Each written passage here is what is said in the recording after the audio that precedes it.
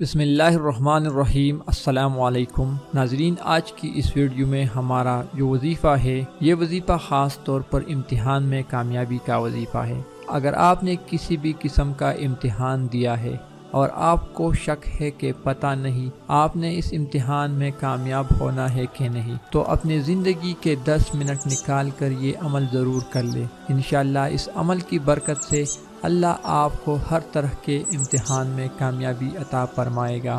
ناظرین، اس عمل کو ضرور کریں۔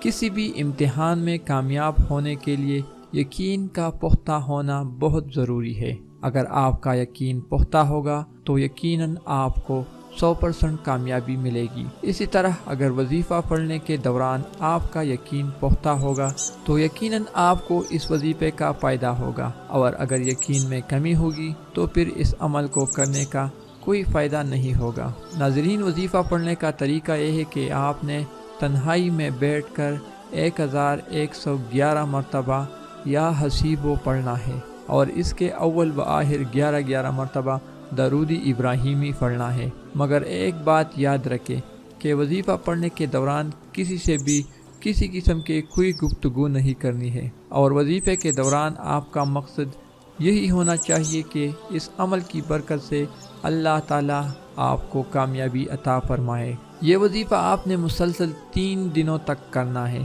اور ہر روز تنہائی میں بیٹھ کر 1111 مرتبہ یا حسیبو پڑھ کر امتحان میں کامیابی کے لیے اللہ تعالیٰ سے دعا مانگنی ہے۔ اور یہ وظیفہ آپ نے امتحان دینے کے بعد کرنا ہے۔